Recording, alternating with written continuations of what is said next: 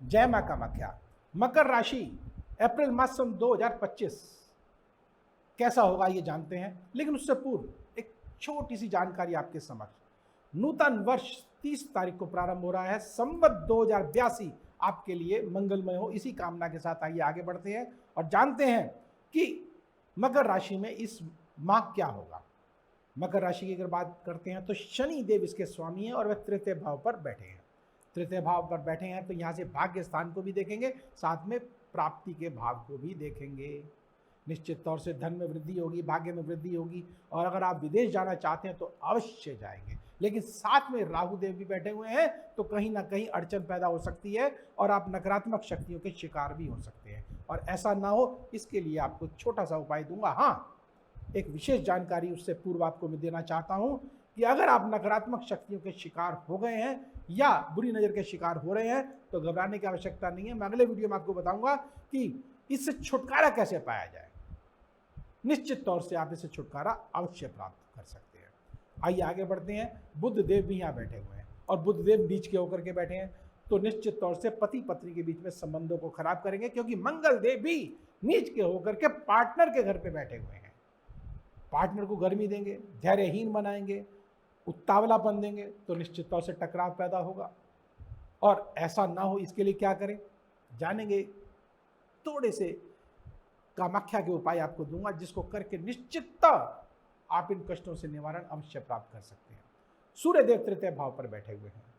निश्चित तौर से जब चतुर्थ भाव पर आएंगे 13 तारीख को तो और भी उच्चतम स्थिति में हो जाएंगे, क्योंकि मेष राशि में आ जाएंगे। मेष राशि में जब सूर्य देव आएंगे और नव वर्ष के जो नव संवत के जो स्वामी है, राजा है, मंत्री है, वह भी सूर्य देव हैं और आपके लिए निश्चित तौर से धन धान्य से आपको भरपूर कर देंगे, मान सम्मान से परिपूर्ण कर देंगे। और अगर कोई चुनाव लड़ रहे हैं तो उसमें विजयी आपको अवश्य करेंगे। आगे बढ़ते हैं और जानते हैं बृहस्पति देव पंचम भाव पर बैठे हैं। अगर आप शिक्षा जगत से जुड़े हुए हैं तो निश्चित तौर से आपको सफलता अवश्य मिलेगी। अगर कोई प्रतियोगिता दे रहे हैं तो निश्चित तौर से उसमें आपको सफल आप अवश्य होंगे। यहीं से ही पंचम दृष्टि से भाग्य स्थान को देख रहे हैं। जैसे मैंने कहा कि अगर आप विदेश जाना चाहते हैं तो सफल अवश्य होंगे। यहीं से मैंने आपको ये सप्तम दृष्टि से एकादश भाव को देख रहे हैं, अर्थात धन भाव को देख रहे हैं, आय के भाव को देख रहे हैं, तो आपको धन की भी प्राप्ति, मान सम्मान की प्राप्ति अवश्य होती हुई दिखाई दे रही है। और कुछ जो नकारात्मकता है उसको दूर कैसे किया जाए, छोटा सा माँ कामाख्या का उपाय है जिसको करके निश्चित तौर से आप अवश्य मुक्त हो सकते हैं। वह क्या है? रात्रि को सोते समय आपने एक छोटा सा मंत्र है माँ कामाख्या का, ओम क्लीम कामाख्याय नमः।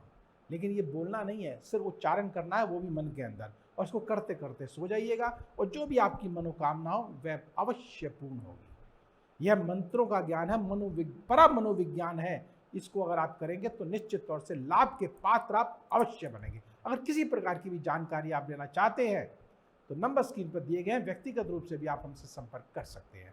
तो अब मुझे दीजिए आज्ञा। जाने से पूर्व पुनः निवेदन, लाइक करें, सब्सक्राइब करें और बेल बटन को अवश्य दबाएं। जय मां कामाख्या।